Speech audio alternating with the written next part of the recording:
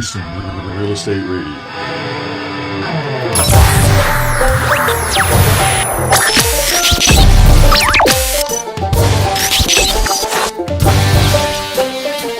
Welcome back. You're listening to Houston Real Estate Radio, and we're continuing our conversation with Jack Haymes from RREA and Congressman Ted Poe.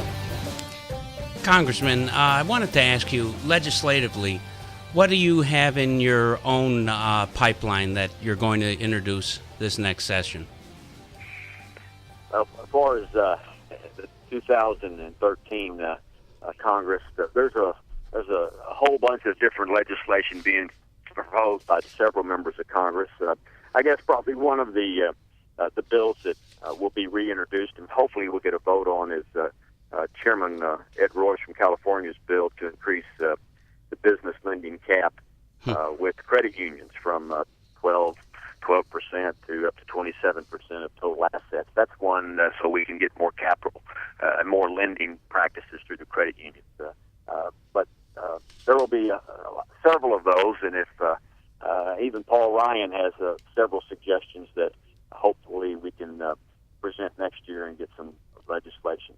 There will be I think there's now actually a sense of Congress to deal with the income tax code, starting with the corporate income tax.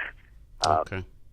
Reducing that down, even the president talked about reducing it to 27%.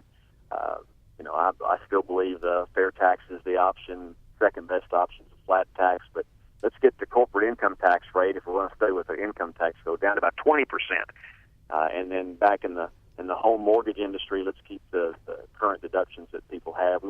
I think it's good national policy to encourage people to own a home as opposed to moving them out of homes into apartments.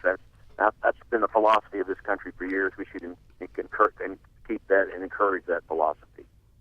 Absolutely. We agree with that. You mentioned Paul Ryan, the vice president pick for Mitt Romney. The presidential race is starting to heat up a little bit. So knowing Paul Ryan's track record, how do you think the economy will fare with his economic plan in place? It will do well. I know Paul Ryan very well. He's chairman of the Budget Committee, and he loves it. Now, I can't think of anything worse than being chairman of the Budget Committee. Really, he loves dealing with all those government entities and bureaucracy with numbers. But it's about the economy, and he has plans and ideas about helping the country not go off the cliff financially and economically. He has plans. He has ideas, and I think they're good ideas. As opposed to really the administration where they have a whole lot of ideas that just kind of blames folks. But he will do well, energetic, and he knows what he's talking about, and also he can explain it in terms that most of us can understand. Which is good. That's a good thing. That's right. Mm-hmm. Well, the other thing I wanted to ask you, Congressman, is with the housing market the way it is nationally, how long do you think the federal government has before they have to do something like you have Cleveland, you have Phoenix, you have L.A., Stockton, California, Miami? How long do you think it is before the federal government will have to step in and do something and bail out these specific cities? Or do you think that'll even happen? There's talk already about saving these cities from bankruptcy. I'm not so sure that's going to happen. I can't predict anything that'll take place in Congress, but a lot of these cities have made their case and will make their case. We're broke. We've probably brought this on ourselves, but we're broke. You got to save us. Right. I'm not so sure that Congress is going to write those checks for those cities and bail them out. There are those that want us to, but I don't think the votes are there to start bailing out cities that the rest of the country bailing out cities that did things that were economically a disaster, and expect other states like Texas, who didn't make those mistakes in the mortgage lending industry, to take care of them. I'm not so sure that's going to happen. I certainly don't think that we ought to be doing that. Well, as constituents, we back you on that. That we don't want to see our money going elsewhere. So we're behind you on that. What else can we do as constituents to help your cause or champion your viewpoint? At the local level, I should say.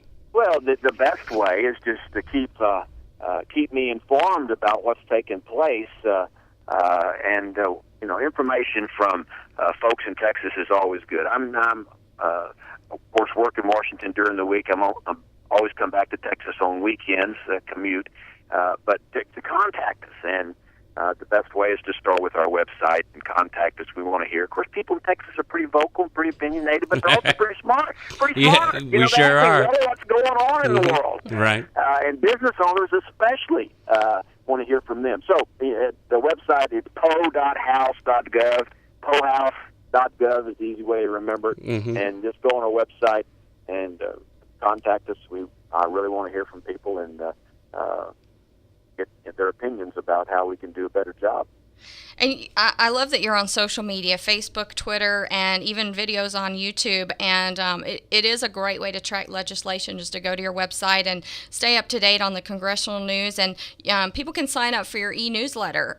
So I definitely encourage constituents to do that. And tell us a little bit about your race. How's it shaping up for you? I have, of course, a Democrat opponent, and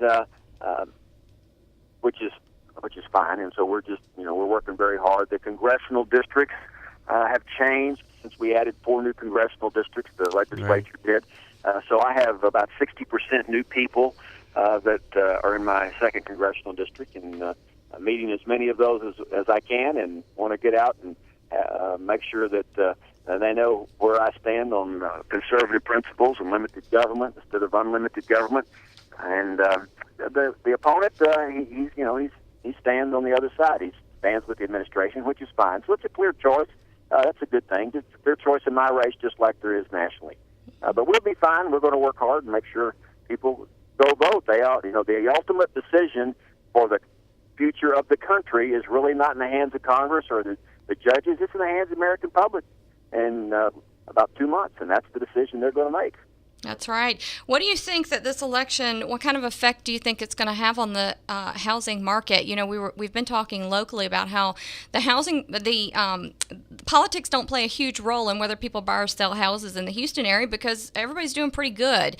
We have a really strong economy, and it's really an organically strong economy. So we don't really, it doesn't tie into our economy so much. But at the national level, what kind of effect do you think it's going to play on the housing market? It'll make a big difference in, I think, economic growth. So we're at a point now where nationally people, individuals, families, and businesses are hanging on to money. They're not spending it. They're not really investing too much because they don't know the future. Sure. Part of that reason is all of the taxes, tax rates and taxes expire at the end of the year unless Congress extends those tax incentives, and I think that we will extend some. We should extend them all. But the race also is a statement of whether or not the country will go to more federal government intrusion into our lives, or whether there will be more limited government. And people are waiting to see how that happens. I think if we go to more federal government involvement in our businesses and our lives, I think the economy is not going to grow. I really don't. I think if the public sees that there's a hope that government will back off and do common sense things instead of be oppressive, there will be economic growth. It's the uncertainty of what's going to take place in the election that affects the uncertainty in the economy, which makes people hesitant to do anything. What do you say about all the foreclosures, our national foreclosure crisis that we've had, and all of the short sales? Do you think we're coming out of that pretty strongly? Some areas of the country are doing better than others. It's a slow process, and it's going to take some time. People who made bad decisions. Some states did a lot worse than others. Texas didn't make those bad decisions, as we have talked about. Other states have. It's going to take them longer. But I think the American public is learning that really lending entities don't want to foreclose. They want people to stay in their home and pay their bills and pay their taxes and pay their mortgage. When they're foreclosed on, none of that happens. So it's going to take longer in parts of the country than it is primarily in Texas, because because the region Texas is a good place to live and do business. Okay, we've got about 2 minutes left. Would you like to just do a wrap up for us and tell us what your priorities are going to be during the next legislative session?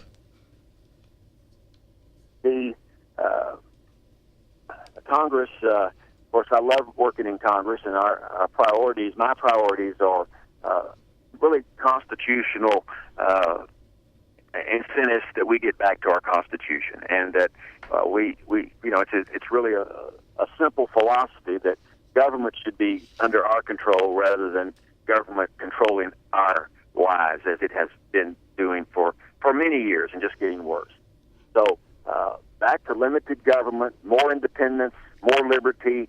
All of those things will produce economic growth. And specifically, let's go to the tax structure and do two things. Let's make the tax structure simpler and not raise taxes. Nobody ever taxed their way into prosperity or economic prosperity.